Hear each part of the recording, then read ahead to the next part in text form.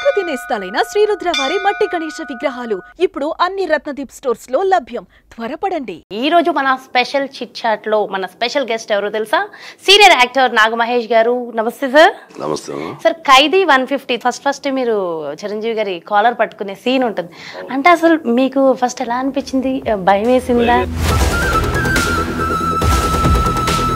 Industry అంటేనే commitments అంటారు, మీరు దాన్ని యాక్సెప్ట్ చేస్తారా? అంటే మీరు చూసిన దాంట్లో ఒకరికి అవకాశం, ఇంకోటికి అవసరం. చెప్పాలంటే ఇండస్ట్రీకి ముద్రేశారు కానీ సాఫ్ట్వేర్ కంపెనీ అంతకంటే ఎక్కువ గౌరవం జరుగుతుంది. తెలుగు సినీ ఇండస్ట్రీలో నుంచి వచ్చిన ఒక పర్సన్ డిప్యూటీ సీఎం అవ్వడం అసలు మీకు ఎలా అనిపిస్తుంది? భవిష్యత్తు తీసుకున్న ప్రతి ఒక్కరు వీరబ్రహ్మంగా గేటు దాళంచి అన్నారు. అసలు ఇప్పుడు వాళ్ళు గేట్లో కాదు కదా, చుట్టుపక్కల పరిసర ప్రాంతాలు స్టేట్ లో ఉండే పరిస్థితులు ఉన్నారు ఒక్కొక్కరు. ఒక్కసారి వేణుస్వామి గారు మరి ఈ సందర్భంగా చాలా జాతకాలు చెప్పారు. ఆయన జాతకం ఏమైంది? ఇప్పుడు ఎదుటి గురించి మాట్లాడావు, నీ చరిత్ర అంతా బయటకు వచ్చావు. కానీ నాకు ఒక విషయం నేను విన్నా మీ గురించి. రంగస్థలం మూవీ మీ షూట్ కి ముందు మీ భార్య నిర్యాణం చెందారు అని. షుగర్ బీపీ సమ్మర్లో బాగా హై వెళ్ళి తగ్గకుండా బ్రెయిన్ హ్యామరేజ్ ఇచ్చేవాడికి.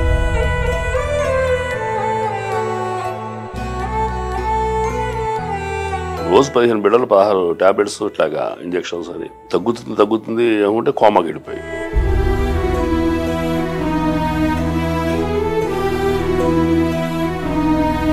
కరెక్ట్ 5వ తారీఖు నేను షూటింగ్ కి రాజమండ్రి దగ్గర అటెండ్ అవ్వాలి. 4th నైట్ ట్రావెల్ చేయాలి. 3వ తారీఖు ఆవిడ 11 o'clock టైంలో చనిపోయింది.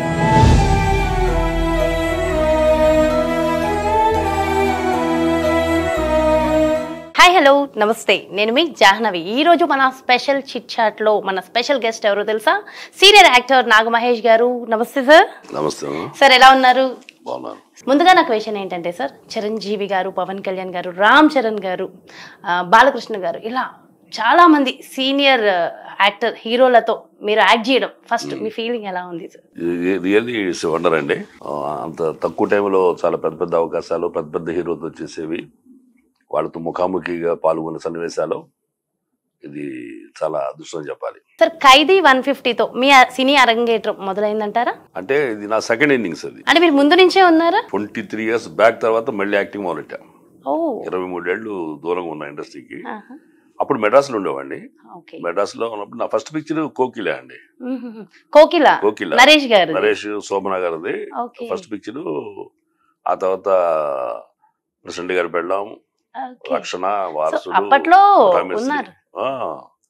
చిరంజీవి గారు ముఠామేస్త్రి, ముగ్గురు మొనగాళ్ళు, మెకానికల్లు, వరుసగా 3 సినిమాలు ఆయనతో చేశాను.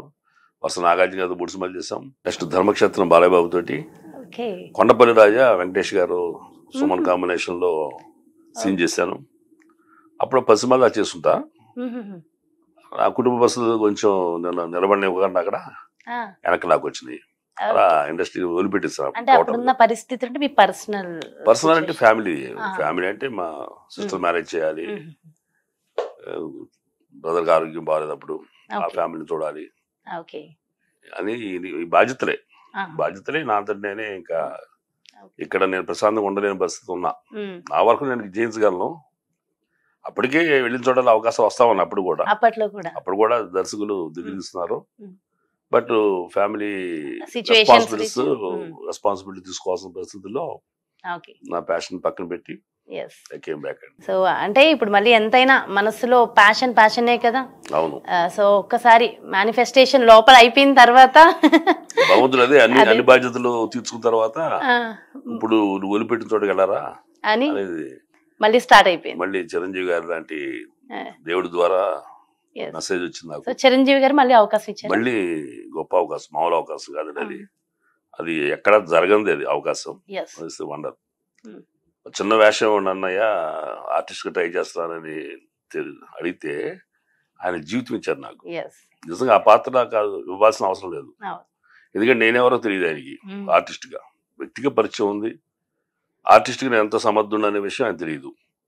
ప్లస్ అది ముఖాముఖి కాదు, ఒక పూట చేసి సరే ఈ పూట వదిలిపెట్టేద్దాం వేరే పెట్టుకొద్దాం ఉంటాయి. 400-500 మంది జూనియర్ ఆర్టిస్టులు కాంబినేషన్, 25 లక్షల బడ్జెట్ ఆ పూటకి. అంత పెద్ద సీన్లో సోలోగా ఆయన్ని ఫేస్ చేసే మ్యాన్ హ్యాండిల్ చేసి ఒక ఇన్స్పెక్టర్ వేషం ఇవ్వటం అనేది ఏ కొత్త ఆర్టిస్ట్కి జరగదట. మరి అది ఏంటంటే డివైన్ మూమెంట్. ఆయన మనసులో నన్ను ఏదో ఒక ఇంటి వాడిని చేయాలనుకున్న ఒక స్థాయికి తీసుకోవాలనుకున్నారు. ఎదగడానికి అది ఇప్పుడు 100 మెట్లు ఎక్కితే గుడికి చేరుతామంటే ఆయన 99 మెట్లు వదిలిపెట్టారు నన్ను. అంతే ఈ 1 నుంచి 99 నేను ఎక్కలా. ఆ మూవీలో ఫస్ట్ మీరు చిరంజీవి గారి కాలర్ పట్టుకునే సీన్ ఉంటుంది. అంటే అసలు మీకు ఫస్ట్ ఎలా అనిపించింది? భయం వేసింది. సీన్ పేపర్ నాకు 4 రోజుల ముందు ఇచ్చారు. చాలా బాగా ప్రిపేర్ అవటానికి. చదువుతుంటే ఇది ఎలా ఆయన దగ్గర ఉంటేనే ఒకలాంటి వైబ్రేషన్ ఉంటుంది మామూలుగా. ఇంకా కాలర్ పట్టుకోవడం అంటే అదే అది భయం వేసింది. టైం గడుస్తున్న కొద్దీ షార్ట్ అడుగుతున్న కొద్దీ కొంచెం టెన్షన్ పెరిగింది నాకు. డైరెక్ట్ ఆయన దగ్గరికి వెళ్ళి చెప్పాను, అన్నయ్య నాకు చాలా టెన్షన్ ఉంది, నన్ను బ్లెస్ చేయండి అని చెప్పని కాళ్ళ నమస్కారం పెడితే నెత్తి మీద గట్టిగా చేపెట్టి బలంగా, అంటే బలం అనేట్టు అదిమినట్టే చేస్తారు ఆయన. ఊరినట్టు పెట్టడం ఉండదు, ఫోర్స్ఫుల్ గా. తెలుసు కదా మహేష్ మంచి పాత్ర బాజీ అన్నారు. దీంతో ఎన్ని టేకులు తీసుకున్నారు? మోస్ట్లీ టేక్స్ ఏం పడలేదండి, పడలా. ఎందుకంటే నేను స్టేజ్ యాక్టర్నే, యాక్టింగ్ పరంగా భయం కాదు. అంటే చిరంజీవి గారు అక్కడ టెన్షన్ అంతే. ఆయన ఆరావు మనకి కొంచెం భయపెట్టేస్తుంది. చిరంజీవి గారు కనిపిస్తే మామూలుగా దండం పెట్టాలనిపిస్తుంది. అవును, అలాంటిది కొంచెం ఆయన ఇచ్చిన ప్రోత్సాహం కానీ, అంతకుముందు గతంలో ఆయనతో నాకు కాస్త పరిచయం కానీ నాకు నీకు ధైర్యం చేయడానికి హెల్ప్ అయింది. బట్ ఆయన షర్టు పట్టుకున్న తర్వాత ఫస్ట్ నుంచి టేకిన పడలా నాకు. అయితే నేను ఒక చెల్లెల గురించి లూజ్ టాక్ మాట్లాడిన తర్వాత నా 2 షర్ట్ నా కాళ్ళ నా పట్టుకుని ఆయన దగ్గర లాగే అని ఉరుగు చూస్తాడు. ఆ తర్వాత 4-5 టేకులు పడినాయి నాకు. అంటే ఇంత క్లోజ్గా ఇద్దరం వచ్చాము. ఆ కళ్ళల్లో కళ్ళు పెట్టి చూస్తే నేను నా మైండ్ పోయింది. అంటే బాలకృష్ణ గారితో కూడా మీరు యాక్ట్ చేశారు. బాలకృష్ణ గారితో మరి మీ అనుభవం ఎలా ఉంది సార్? బాలకృష్ణ గారితో ఫస్ట్ ఆయన కొంచెం మూడి మనిషి, తేడా వస్తే కేకలేస్తారు, మనం హర్ట్ అవుతామేమో అని చిన్న భయం ఉండేది నాకు ముందే, విన్న పరిస్థితులు బట్టి. కానీ ఆయన అలాంటి మనిషి కాదండి, అసలు అలాంటి మనిషి. చాలా జోబేలిగా ఉంటాడు ఆయన, చాలా ఫ్రెండ్లీగా ఉంటారు. అసలు నేను పెద్ద యాక్టర్ని, నేను పెద్ద ఖాందాన్ నుంచి వచ్చాను, పరంపర ఉంది మాకు, అవి అసలు ఏమి ఆయన మైండ్ లో ఉండవు. వెరీ సింపుల్ ఉంటాడు, ఆయనే పలకరిస్తాడు. మనం చాలా కోపం వస్తే మొబైల్ తీసుకుని ఇసురుతారు. కోపం వస్తే అంటే అవతల వాడు ఇరిటేటింగ్ గా చేసే మాటలు కానీ, ఇరిటేటింగ్ గా బిహేవ్ చేస్తే గానీ కోపం వస్తుంది ఆ క్షణమే. దగ్గర నుంచి మీరు చూసారు కాబట్టి ఎక్కువ మీకు తెలుస్తుంది. బాగా దగ్గరగా, ఫేస్ టు ఫేస్, ఇంకా మన ఇద్దరి కంటే దగ్గర ఉన్నా ఆయనతో. కొత్తగా యాక్టర్ అవ్వాలి అనుకున్న వాళ్ళకి మీరు ఇచ్చే సలహాలు సూచనలు ఏంటి? కొత్తగా యాక్టింగ్ అవ్వాలి అనుకుంటే ఊరినే మనం అద్దంలో చూసుకుని బాగున్నాం కదా యాక్టర్ అయిపోతాం అంటే కాదండి. అవకాశం రావచ్చు, ఎప్పుడైనా మీ అందానికి అవకాశం రావచ్చు. కానీ మీలో ఆ కృషి లేకపోతే, మీలో అటువంటి ప్రాక్టీస్ లేకపోతే, గతంలో అందం ఒకటి అక్కడ వర్కౌట్ అవ్వదు. అంతలో అందమంది అందగత్తులు కానీ అందగాళ్ళు కానీ పెద్ద యాక్టర్స్ కాలేకపోయారు. మనం when you are deserved then you desire అనేది ఎక్కడ విన్నమాట. మీకు అర్హత ఉంటే మీరు ప్రయత్నం చేయండి, అర్హత ఉందో లేదో తెలుసుకోవడానికి ఒక ప్రయత్నం చేయండి. ఎలా తెలుసుకోవాలంటారు? అర్హత ఉందో లేదో ప్రయత్నం చేసాక అర్థమైపోతుంది అంటారా? ప్రయత్నం చేస్తే తెలుస్తుంది కదా. ఇప్పుడు సినిమా చూసాము, ఏదో సినిమా, అంత గొప్ప నటన మనం చేయగలుగుతున్నావా లేదా, ఇది బాగుంటుందా లేదా అని తెలిసిపోతుంది. కృత్రిమంగా ఉంది మరి ఇది, అది ఏం బాగాలేదు ఇది అనే ఫీలింగ్ కానీ, ఒక ఎక్స్ప్రెషన్ ఇవ్వడానికి మనం ఇవ్వగలుగుతున్నావా లేదా, డైలాగ్ చెప్పగలుగుతున్నావా లేదా. చిన్న డైలాగ్ చెప్పేసి అవురా అంటే అది డైలాగ్ కాదు, ఒక ఎమోషన్ ఆ సిచ్యువేషన్ తగ్గట్టుగా ఎన్ని రకాలుగా అవురా అనగలం మనం, అనగలమా లేదా. ఇలాంటి ప్రాక్టీస్ అంతా మనకి తెలుసుకుంటే, అంటే ఫుల్ కాన్షియస్ తో అక్కడ ఉండాలి, కాన్సన్ట్రేషన్ ఉండాలి. ఉన్నప్పుడే అసలు మీరు వితౌట్ ఫెయిల్ చేయగలుగుతారు. సార్ అలాగే మీరు ఒక 3 సినిమాల్లో ఎంట్రీ మీదే ఉంది, సూపర్ డూపర్ హిట్ అయ్యాయి. అంటే అంటారు కదా కొంతమంది యాక్ట్ చేసిన వాళ్ళ లెగ్ బట్టి కూడా డెఫినెట్ గా మూవీ హిట్ ఫట్ అనేది కూడా ఉంటుందని. సో మీది సూపర్ డూపర్ లెగ్ అని చెప్పి కూడా నేను విన్నాను పర్సనల్ గా, నాకు చెప్పిన వాళ్ళు. సో ఆయనది చాలా golden leg. So golden leg 3 సినిమాలు ఆయన ఎంట్రీ ఇచ్చారు, 3 సినిమాలు హిట్ అయ్యాయని. సో మీ ఫీలింగ్ ఎలా ఉంది సార్? ఓన్లీ నా ఎంట్రీ వల్ల సినిమా హిట్ అవుతుందో లేదా ఫస్ట్ కనిపించాను కాదండి. అసలు కథ బాగుంటే నేను చివరి లాస్ట్ సీన్ లోనే వచ్చినా ఆ సినిమా హిట్ అవుతుంది అంతే.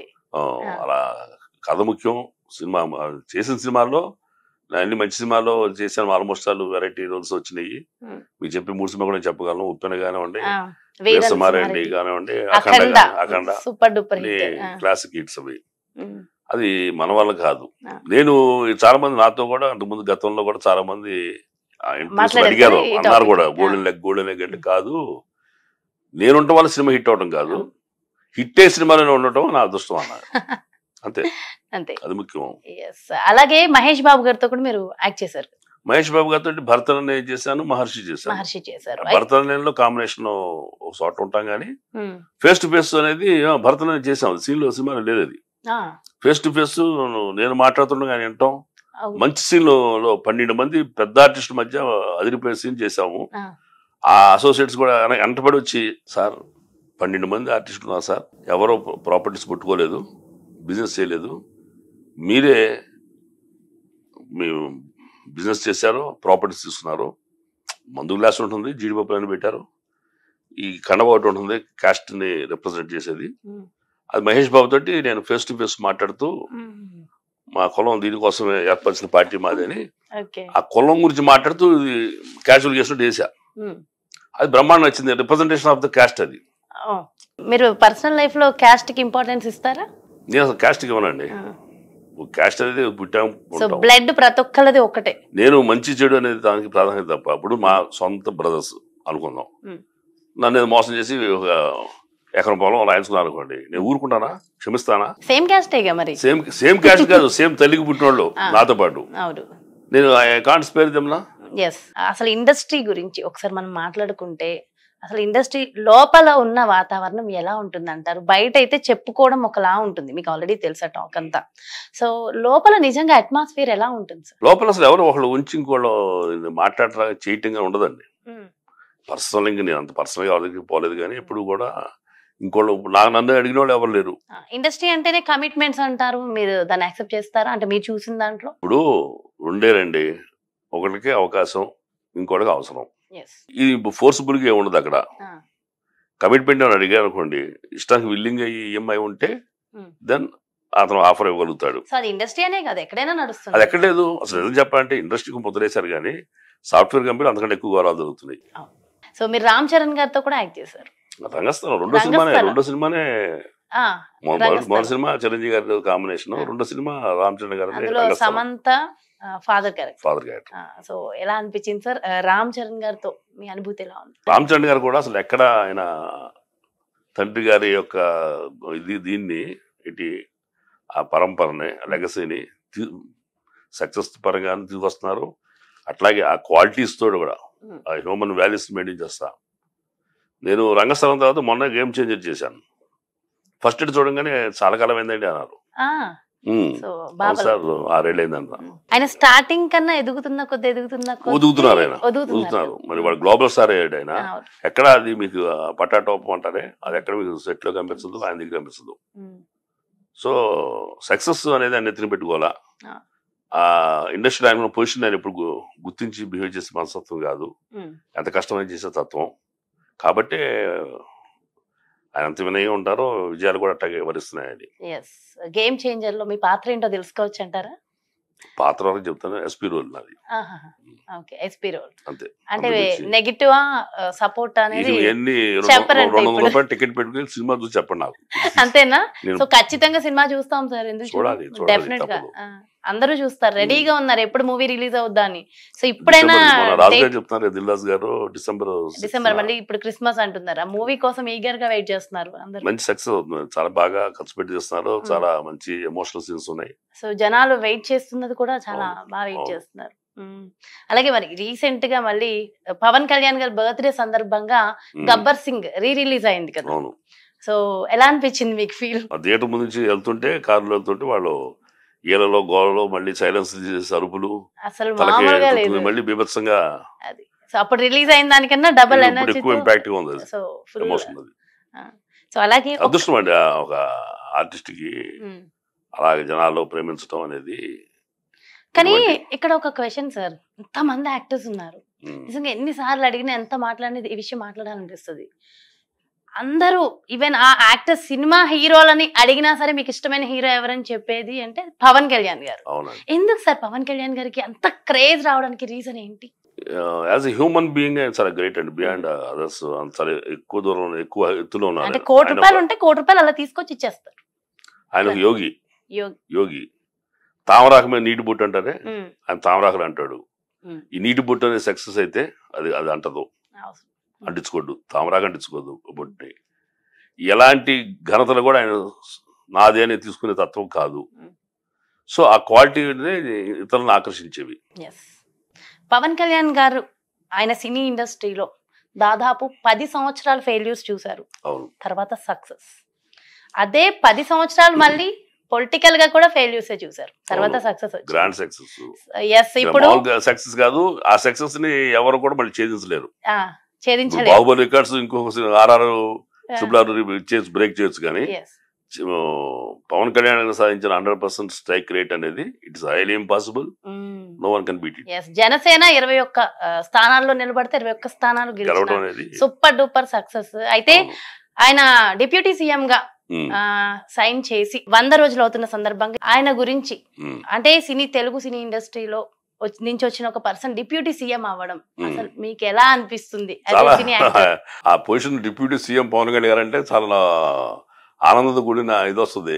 ఈయన అట్లాగా చాలా గ్రేట్ అని. ఇప్పుడు ఎవరిని అడిగినా మీరు ఎవరి తాలూకా అని అంటే పిఠాపురం ఎమ్మెల్యే గారి తాలూకా అంటున్నారు. ఆయన పడిన కష్టానికి, ఆయన పడిన బాధలకి, వీళ్ళు నోరేసుకు పారేసుకున్నానికి భగవంతుడు గొప్ప వరం ఇచ్చాడు. ఎన్ని మాటలు సార్, ఎన్ని మాటలు. భార్యల గురించి మాట్లాడారు, తల్లి గురించి మాట్లాడారు, అసలు ఇంట్లో ఆడవాళ్ళ గురించి అసలు ఎన్ని మాటలండి. భవిష్యత్తు తీసిన ప్రతి ఒక్కడు వీరబ్రహ్మంగా గేటు దాటు, గేటు దాడించి అన్నారు. అసలు ఇప్పుడు వాళ్ళు గేట్లో కాదు కదా, చుట్టుపక్కల పరిసర ప్రాంతాలు స్టేట్ లో ఉండే పరిస్థితులు ఉన్నారు ఒక్కొక్కడు. అంత అరాచకంగా మాట్లాడి, అహంకారంతో మాట్లాడి, అహంకారం అనేది ఎక్కడైనా సరే పతనానికి నాంది. అహంకారాన్ని పబ్లిక్ లో మనం ప్రకటిస్తే త్వరలోనే నీకు పతనం స్టార్ట్ అవుతుంది అనేది లెక్క. ఎంత ఎదిగితే అంత ఒదిగి ఉండాలి సార్. అలాగే ఇప్పుడు ప్రస్తుతం విజయవాడ పరిస్థితి మనం చూస్తున్నాం, చాలా దారుణాతి దారుణమైన సిచ్యువేషన్ లో ఉంది. అంటే మీది ఎక్కడ sir native place? Vijayawada, Krishna district, Hanuman junction అనే దీని పక్కన పెరికిడ్ వదిన విలేజ్ అండి. సో అసలు ఇంత దారుణమైన ఈ సిచ్యువేషన్స్ లో విజయవాడ దారుణంగా ఉంది. కాకపోతే అక్కడ జరగాల్సినవి అన్ని చంద్రబాబు నాయుడు గారు, సో అందరూ దగ్గరుండి జాగ్రత్తగా చూసుకుంటున్నారు. కాకపోతే ఇక్కడ ఒక చిన్న మాట వినిపిస్తుంది సార్, పవన్ కళ్యాణ్ గారు ఎందుకు దగ్గరుండి చూసుకోవట్లేదు అని చెప్పేది ఒక మాట వినిపిస్తుంది. దానికి మీరేం సమాధానం చెప్తారు? అంటే ఇలాంటి కలామిటీస్ జరిగినప్పుడు ఆయన లాంటి స్టార్ సీన్ లో వచ్చానుకోండి, అక్కడ జరగాల్సిన సహాయం కంటే హడావుడి ఎక్కువ జరుగుతుంది. అసలు ఆయన చేయనివ్వరు, ఇంకా ఎక్కువ ఇబ్బంది అవుతుంది, ఇంకా ఎక్కువ ఇబ్బంది అవుతుంది. ఇప్పుడు ఆయన వస్తున్నాడంటే తెలిసి ఫ్యాన్స్ వచ్చేస్తారు, అలా ఆపలేము. వాళ్ళు వచ్చి ఇక్కడ జిందాబాద్ ఇది కొడుతుంటే అది అది దానికంటే బెటర్ ఆయన పక్కన ఉండి ఆ పని చూడండి మీరు అని ఒక సంకేతం ఇచ్చేస్తే అది ఎక్కువ బెనిఫిట్ అవుతుంది. అదే జరుగుతుంది. బ్యాక్ ఎండ్ ఉండి ఆయన చేయాల్సిన వాళ్ళు చెప్తున్నాడు, జరగాల్సి జరుగుతున్నాయి. బట్ అంతకంటే గొప్పగా మన ఆయన చంద్రబాబు నాయుడు గారు, నేను ఆశ్చర్యపోయాను, రాత్రి మిడ్ నైట్ కూడా వెళ్ళి చేయటం అనేది వెరీ వెరీ గ్రేట్ అండి. మరి 72 years ఏజ్ లో ఆయన రైన్ లో బోట్లు ఎక్కి ఆయన సర్వ్ చేస్తున్నాడంటే, సేవ చేస్తున్నాడంటే it's not ordinary thing. We have a great leader. Astrologer ఒక్కసారి వేణుస్వామి గారు మరి ఈ సందర్భంగా చాలా జాతకాలు చెప్పారు. ఆయన జాతకం ఏమైంది? అయితే వేణుస్వామి గారు ఇటు సినీ ఇండస్ట్రీలో ఉన్న ప్రతి ఒక్క సెలబ్రిటీస్ గురించి కూడా జ్యోతిష్యం చెప్తూ ఉంటారు. అసలు యాక్చువల్ గా as a cine industry person గా మీరు ఇలా ఒక పర్సన్ ఇంతలా చెప్పడం మీరు ఎలా తీసుకోగలుగుతున్నారు సార్? మీరు ఏమంటారు దీని గురించి? ఇంకొక వ్యక్తి లైఫ్ గురించి కానీ ఇంకొక వ్యక్తి గురించి అడగకుండా వీళ్ళు ప్రకటించడం అనేది చాలా దారుణాతి దారుణ విషయం అండి. ఇప్పుడు ఆయన భార్యని మాట అంటే ఎంత బాధపడతాడో, వాళ్ళకి సంబంధించిన అమ్మాయి సంబంధించిన అబ్బాయి సంబంధించిన ఏ వ్యక్తి గురించైనా ఈయనకి ఏం రైట్ ఉంది? He wants to became popular, do some good. తప్ప ఒక పాపులర్ అయిన వాళ్ళ గురించి మాట్లాడి నీచంగా మాట్లాడి నువ్వు పాపులర్ అవ్వాలనుకుంటావు, నీచం. ఇప్పుడు ఆయన ఎందుకు వచ్చింది? బూమరాంగ్ కర్మ, ఇది అది వదిలిపెట్టదు, నీడలాగా ఉంటది. నువ్వు ఏది నాటుతున్నావో ఇమీడియట్ గా స్పీడ్ వస్తుంది. ఇప్పుడు ఎదుటి వాళ్ళ గురించి మాట్లాడావు, నీ చరిత్ర అంతా బయటకు వచ్చాయి.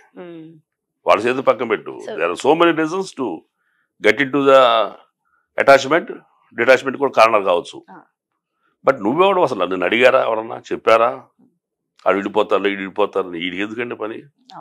అలాగే సార్, చాలా విషయాలు మాట్లాడుకుంటూ వచ్చాం కదా, యాక్టర్స్ గురించి, అందరి గురించి. సో చక్కగా ప్రతి ఒక్కరితో మీ అనుభవాలు అన్ని షేర్ చేశారు. అలాగే ఖచ్చితంగా ఏ ఫీల్డ్ లో ఉన్న వాళ్ళకైనా, ముఖ్యంగా యాక్టింగ్ ఫీల్డ్ లో ఉన్న వాళ్ళకైనా కావాల్సింది ఫ్యామిలీ సపోర్ట్. కానీ ఆ సపోర్ట్ సరిగ్గా అనేది లేకపోతే మాత్రం చాలా ఇబ్బంది ఉంటుంది. కానీ నాకు ఒక విషయం నేను విన్నా మీ గురించి, రంగస్థలం మూవీ మీ షూట్ కి ముందు మీ భార్య నిర్యాణం చెందారు అని. అయితే నిజంగా బాధాకర సంఘటన. మరి అలాంటి సిచ్యువేషన్ లో కూడా వచ్చి మీరు యాక్ట్ చేయగలిగారా సార్? చేశారుగా, పండించేశారు. Great tragedy. గొప్ప అదృష్టం సుకుమార్ గారు పిలిచే అవకాశం ఇవ్వడం. రెండో సినిమానే సమంత ఫాదర్ గా ఒక గొప్ప అవకాశం ఆయన ఇచ్చారు. ఈ మా మిస్సెస్ ఏమో షుగర్ బీపీ పెద్ద రీజన్స్ లేదు, షుగర్ బీపీ సమ్మర్లో బాగా హై వెళ్ళి 4 రోజుల్లో తగ్గిస్తాం బెటర్ కదా అని చెప్పి నిమ్స్లో జాయిన్ చేశాను. 4 రోజులు ఏంది 10 రోజులు అవుతుంది. ఆ టైంకి తగ్గకుండా బ్రెయిన్ హ్యామరేజ్ ఇచ్చేవాడు. బట్ రోజు 15 బిళ్ళలు 16 ట్యాబ్లెట్స్ ఇట్లాగా ఇంజెక్షన్స్ అని తగ్గుతుంది ఏమంటే కోమాకి వెళ్ళిపోయి, కోమా నుంచి బ్రెయిన్ హ్యామరేజ్ అయిపోయి. కరెక్ట్ 5వ తారీఖు నేను షూటింగ్కి రాజమండ్రి దగ్గర అటెండ్ అవ్వాలి. 4th నైట్ ట్రావెల్ చేయాలి. 3వ తారీఖు ఆవిడ 11 o'clock టైంలో చనిపోయింది. 2వ తారీఖు అందరూ వచ్చారు. నా చేతుల మీద కానీ కార్యక్రమం చేశాము. చేసి 3వ తారీఖు విజయవాడ వెళ్ళి అన్ని కలిపొచ్చాను. ఆ రాత్రి డిస్కషన్ ఇంట్లో మా మేనతను, మా అక్కయ్య, పెద్దవాళ్ళు అందరూ నన్ను అరే ఊరేం తిట్టగలిగిన బంధువులు అందరూ కూడా వెళ్ళొద్దు, మంచిది కాదు, ఆడపిల్లలు పెట్టుకుని నువ్వు వెళ్తావు, సినిమా పిచ్చి పెట్టిందా నీకు, యాటిట్యూడ్ మాత్రం కూడా గట్టిగా మాట్లాడు అందరూ. అంటే ఒకటే చెప్పాను, మీరు అసలు మీరు ఎవరో నీకు తెలియదు, మీకు నాకు పిచ్చి కాదతాయి, నేను నా బ్రతుకు తెరువు, ఇది గొప్ప అవకాశం, మళ్ళీ రాదు. సినిమా రంగంలో ఒక హీరోయిన్ ఫాదర్ అవ్వాలంటే మినిమం 10 years చేసుకుంటూ పోవాలా. ఒక స్థాయి రావాలంటే 10 ఏళ్ళు పడుతుంది. అలానే 2వ సినిమానే అడగకుండా వచ్చింది నాకు. భగవంతుడు ఏదో గొప్ప అవకాశాలు ఇస్తున్నాడు. కాబట్టి ఇది పిచ్చి అనుకోవద్దు. రామ్ చరణ్ సమంత గారి కాంబినేషన్, ఫస్ట్ కాంబినేషన్ అంత గొప్పదో మీకు తెలియదు. సుకుమార్ గారి డైరెక్షన్ వాల్యూస్ మీకు తెలియవు. మైత్రి మూవీస్ ఒక గొప్పతనం తెలియదు. ఈ సినిమా ఎంత అద్భుతం కాబోతుందో మీకు తెలియదు. మీరు ముందే ఊహించారు. నేను ఊహించానంటే ఎన్ని రేర్ కాంబినేషన్స్, అద్భుతం. సినిమా హిట్ అవటానికి క్రేజ్ అనేది స్టార్ట్ కాకముందు ఏర్పడిపోయింది రంగస్థలానికి. మీకేమన్నా అయిపోతుందని వాళ్ళందరూ భయపడ్డారు. వాళ్ళు సెంటిమెంట్ని మాట్లాడతారు. అందుకు వెళ్ళొద్దు అంటారు. ఎందుకు వెళ్ళొద్దు అని చెప్పా. ఎందుకు వెళ్ళొద్దు అంటారు తెలుసా మీకు అడిగా. ఎందుకు వెళ్ళొద్దు అంటారంటే భార్య చనిపోయో, తండ్రి చనిపోయో, తల్లి చనిపోయో, బిడ్డ చనిపోయో, ప్రేమతోటి ఉండి వాళ్ళు లేనప్పటికీ నాకు జీవితం ఎందుకని డిప్రెస్ అయిపోయి సూసైడ్ అని కమిట్ చేసుకుంటాడని చెప్పని భయంతో పొలి మీద దాటొద్దని ఒక కండిషన్ పెట్టారు. దాన్ని 4 మనుషులు తోడు పెడతారు. మనం ఇప్పుడు ఎంటర్టైన్ చేసేలాగాను మా ఏడుస్తుంటే ఊరుకోరా ఇది అయిపోయింది కదా అని మనని కన్సోల్ చేయడానికి మనుషులు ఉంటారు చుట్టూ. పొలి మీద దాటొద్దు అంటారు. ఆయన బయట పోనివ్వకుండా మన చేతికి అందకుండా పోకుండా ఒక కట్టడిలో ఉంచడం కోసమే ఈ కస్టమ్స్ అనేది పెట్టింది. విజేత ఆత్మకథ దాంట్లో కలాం గారు చెప్పా. అందుకు నచ్చింది బాగా నాకు. మాది ఒక గొప్ప విజయాన్ని ఇచ్చే ముందు అంత గొప్ప విజయాన్ని మోయగలవా లేదా అనే దానికోసం పెద్ద కష్టాన్ని పెడతాడు దేవుడు. ఆ కష్టమే ఈ భార్య చనిపోవడం అనేది. భార్య కావాలా భాగ్యం కావాలనే ప్రశ్న వేసాడే కానీ నేను సమాజం చెప్పినప్పుడు పెళ్ళాన్ని చూపాడు. ఇప్పుడు దేవుడిని నాకు మిగిల్చింది భాగ్యం. ఆ భాగ్యమే ఈ ఆపర్చునిటీ. ఇప్పుడు నేను ఈ భయాలకు పోయో సెంటిమెంట్లకు తలకి వెళ్ళకపోతే జీవితంలో అవకాశం మళ్ళీ రాదు నాకు.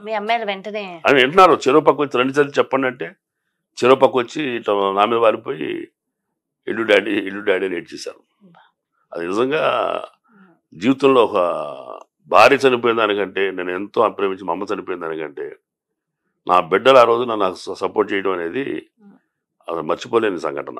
ఇవాళ ఇంత ఉన్నత పర్సనల్ గా అయితే మీరు ఇలాంటి ఆచారాలన్నీ నమ్ముతారా? ఏ ఆచారాలు అంటే ఇలాంటి సెంటిమెంట్స్, ఇలా ఉండకూడదు అలా ఉండకూడదు ఇలాంటి అంటే ఇంకోటి విషయంలో నేను కూడా వద్దంటాను.